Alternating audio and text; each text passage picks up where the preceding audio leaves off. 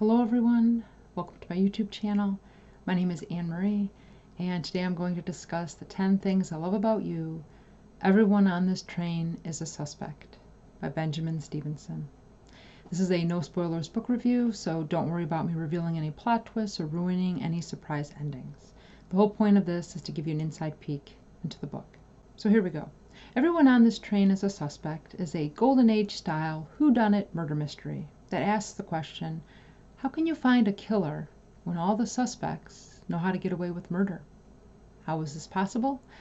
Well, this murder mystery takes place at a crime-writing festival aboard the Ghan train as it travels through the vast Australian desert.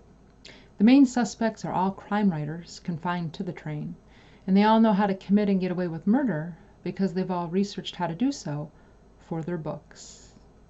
Which brings me to the first thing I love about this book, the program for the Australian Writers' Festival. This is printed inside the book for readers to see before the story begins. The program gives a little blurb about the 5 writers attending the festival. The 5th writer listed is known simply as Wolfgang. His blurb tells us that he won the Commonwealth Book Prize in 2012. It then goes on to list all the awards he was shortlisted and longlisted for, including the 2003 Justice in Fiction Award Women's Prize, special exemption granted because he's a male. But what's really humorous is that in order to squeeze all of his awards onto the program, the font in his blurb gradually gets smaller and smaller. Little details like this tell the reader that this story is going to be humorous. In a nutshell, this is a witty and sarcastic whodunit murder mystery set on a train. The second thing I love about everyone on this train as a suspect is the prologue. Immediately following the festival program is a prologue that is simply an email from Ernest Cunningham, the main character and narrator, to his editor at Penguin Random House, explaining why he doesn't want to include a prologue in his book. This email then has a PS, a PPS, and finally a PPPS, which reads as follows. And again, this is from an email that author Ernest Cunningham sent to his editor. Grammar question. I've thought it funny that Murder on the Orient Express is titled as such, given that the murders take place in the train and not on it.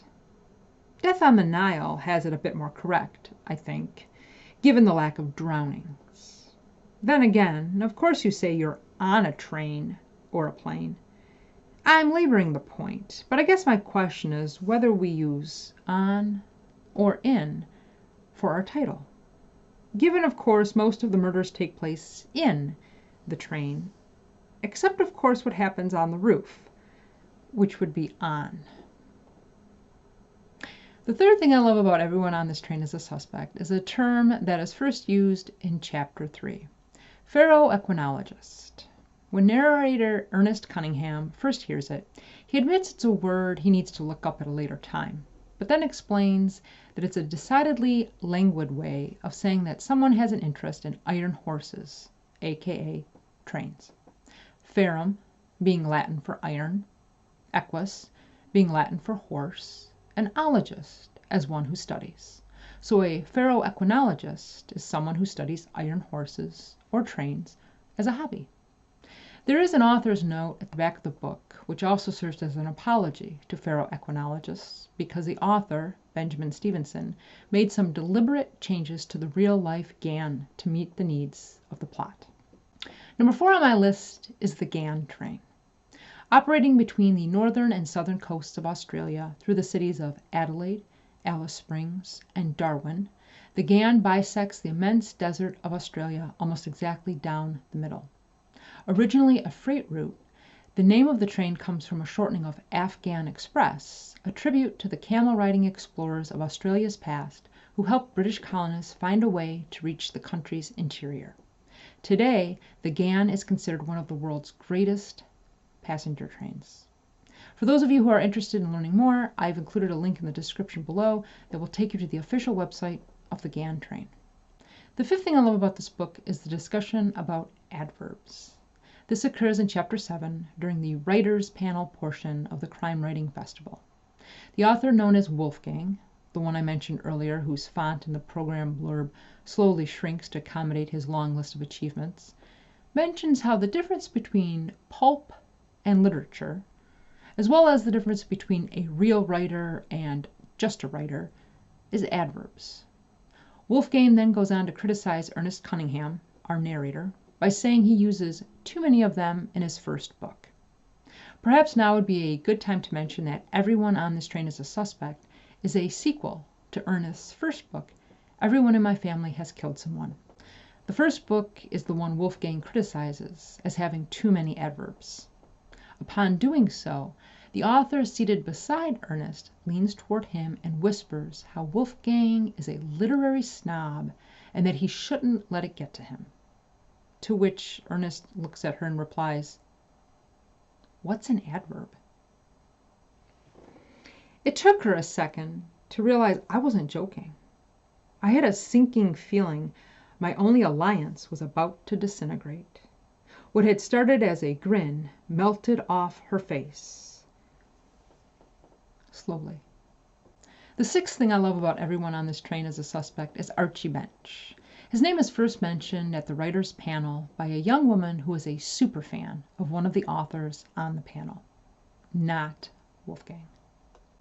She is the president of that author's fan club, and she is desperate to ask him a question about his latest book. Not wanting to spoil his book for everyone else, she tries to be subtle with her question, but then goes on to mention that the innkeeper in his latest book is named Archibald Bench. That name is mentioned 26 times by the time we get to chapter 31.5. And in chapter 32, narrator Ernest Cunningham admits to solving the mystery behind it. If you are interested in doing so yourself before the author reveals the significance of the name, then pay attention to the details in this book. All of them matter. Even the ones that seem insignificant add up in the end because everything is deliberate. In chapter 1, Ernest promises that there's at least one anagram, code, or puzzle hidden inside, so read carefully. The seventh thing I love about this book is that my grandparents are on the train. Let me explain. In chapter 9, narrator Ernest Cunningham explains how he shares his dinner table on the train with a retired book-loving couple from rural Queensland who have taken the trip to celebrate their 50th wedding anniversary. This is how he describes them. They'd been saving up for quite some time, which they didn't tell me, but she was wearing a vibrant floral dress, and he, believe it or not, a tuxedo. I won't describe what they look like because they're not important to the murderers. There are plenty of guests on board who are simply that, guests. And I worry if I give them too much descriptive detail, it may start you thinking that they are more relevant to the plot than they are. Just like there are many more staff than I've named. But I've got a tally to consider here. Imagine your grandparents. Our dinner companions looked like them. I think this is a cute and effective way of saying there are other people aboard the train, but since they are not crucial to the plot, the author is not going to bog down the reader with unnecessary details about them. The eighth thing I love is chapter 20. It's hilarious.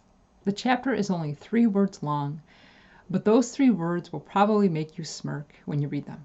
Of course, in order for those 3 words to be funny, you first need to read the 19 chapters leading up to them. So don't open the book, turn to chapter 20, and expect to laugh, because without knowing the rest of the story, it won't make any sense. Author Benjamin Stevenson did something similar in chapter 9 of Everyone in My Family Has Killed Someone. If you want to read the books in order, read that one first, because as I mentioned earlier, Everyone on This Train is a Suspect is the sequel. Also, if you have a habit of flipping through books before reading them, I strongly caution you not to do that with Everyone on This Train is a Suspect. There is something printed at the end of the story that gives away part of the plot if you see it in advance. So don't do that. Trust me, the big reveal is well worth the wait. The ninth thing I love about Everyone on This Train is a Suspect is Ernest Cunningham, the narrator.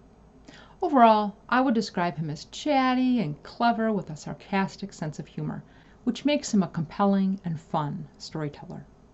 In chapter 1, Ernest explains how everyone hates sequels because they are so often accused of being a pale imitation of what's come before.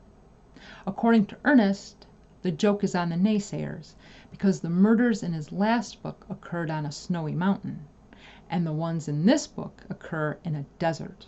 So a pale imitation this won't be, because at least this time he's got a tan.